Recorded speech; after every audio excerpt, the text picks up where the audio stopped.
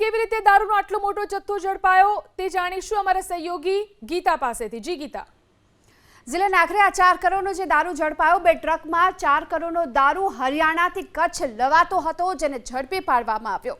આ સાથે દારૂ ભરેલી આ ટ્રકનું 2 કાર સહિત અન્ય વાહનોથી પાયલોટિંગ પણ કરાતું હતું। 2 કાર અન્ય વાહનોનું પાયલોટિંગ કરતા હતા। ભુજ ભચાઉ હાઈવે પર ડ્રાઈવરોને ઉતારી અને આરોપીઓએ આ ટ્રકનો કબજો લઈ લીધો હતો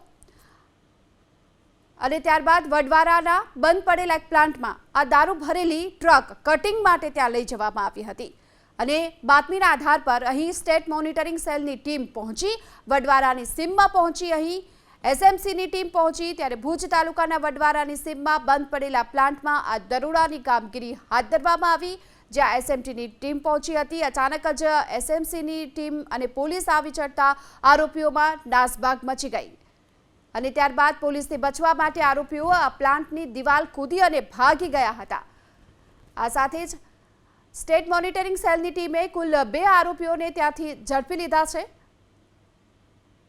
જે 4 કરોડનો દારૂ ઝડપાયો છે। ત્યારે આ દારૂના કેસમાં કેરાના બુટલેગર અનોપસિંહ રાઠોડની સંડોવણી ખુલી છે। 4 મહિના પહેલા અનોપસિંહને પાસા હેઠળ વડોદરા ખાતે ખસેડાયો હતો અને પાસા હેઠળ ખસેડાયો હતો એટલે કે જેલમાં બંધ હતો અને જેલમાં બંધ હોવા છતાં પણ અનોપસિંહ રાઠોડ જે દારૂનું નેટવર્ક ચલાવતો હતો, જેલમાં બેસીને જ આ દારૂનું નેટવર્ક ચલાવતો હતો। ગોપાલસિંહ અને રાહુલ મહારાજ કાર લઈ અને પાયલોટિંગ કરતા હોવાની પણ વિગતો મળી છે અને આ રીતે આ 4 કરોડનો દારૂ છે તે ઝડપાયો છે, જે કચ્છમાં ઘુસાડવામાં આવ્યો હતો।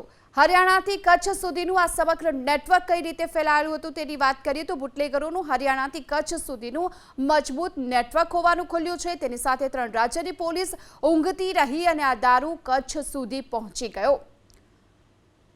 હરિયાણાથી દારૂ ભરેલી ટ્રક 3 રાજ્યમાંથી પસાર થઈ હરિયાણાથી કચ્છ સુધી આ દારૂ પહોંચ્યો, જ્યાં રાજસ્થાન અને ગુજરાત સુધી 1000થી વધુ કિલોમીટરનું અંતર કાપ્યું।